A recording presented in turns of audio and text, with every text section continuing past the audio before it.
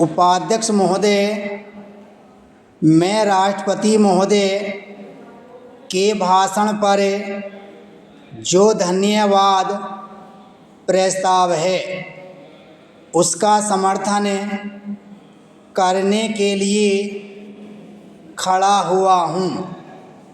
मुझे इस बात की खुशी है कि हमारी सरकार ने समाजवाद का केवल नारा ही नहीं लगाया है, बल्कि समाजवाद को मूर्त रूप देने के लिए कदम भी उठाने प्रारंभ कर दिए हैं।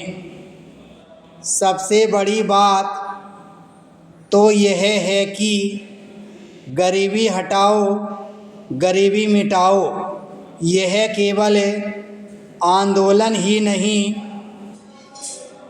रहा, बल्कि इसको कार्य रूप में परिणत करना भी आरंभ कर दिया गया है। इसके लिए मैं अपने प्रधानमंत्री को जितना भी धन्यवाद दूं वह थोड़ा ही है। मुझे आपसे यह भी कहने का साहस हो रहा है कि सरकार ने इस समय हमारे पहाड़ी क्षेत्रों को पूर्ण राज्य का दर्जा दे दिया है।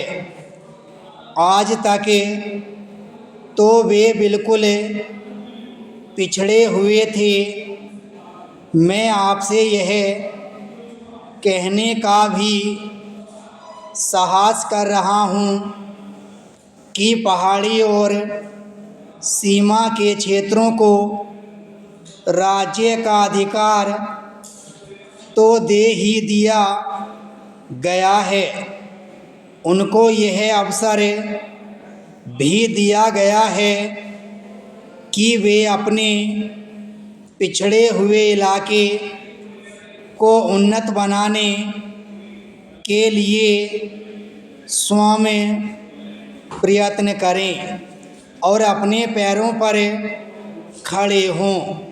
लेकिन मुझे बड़े दुख के साथ आपके सामने यह कहना पड़ रहा है कि हमारे उत्तर प्रदेश के जो पहाड़ी ज़िले हैं वे आज भी बहुत ज़्यादा पिछड़े हुए हैं और उनको कोई देखने वाला नहीं है।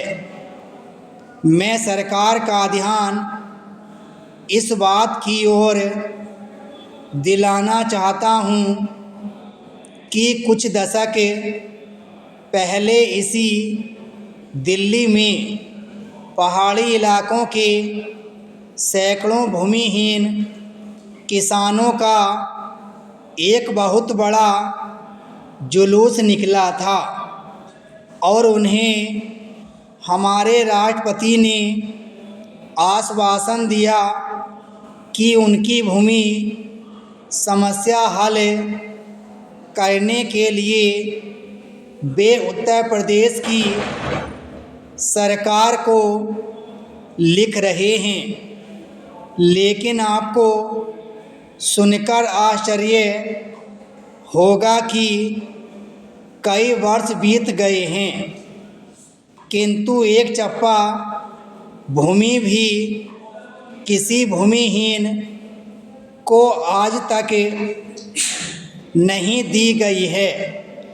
हमारे भूमिहीन किसान कभी जेल में सड़ते हैं और कभी कहीं मारे फिरते हैं, लेकिन भूमि उन्हें नहीं मिली।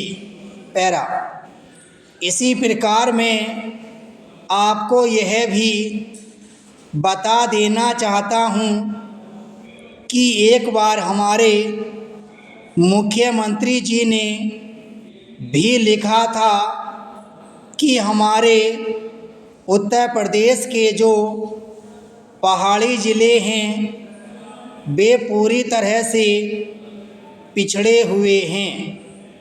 इसके अलावा एक बार हमारे प्रधानमंत्री जब यहाँ दौरे पर आए थे तब उन्होंने एक सार्वजनिक सभा में भाषण दिया था। विराम स्टॉप।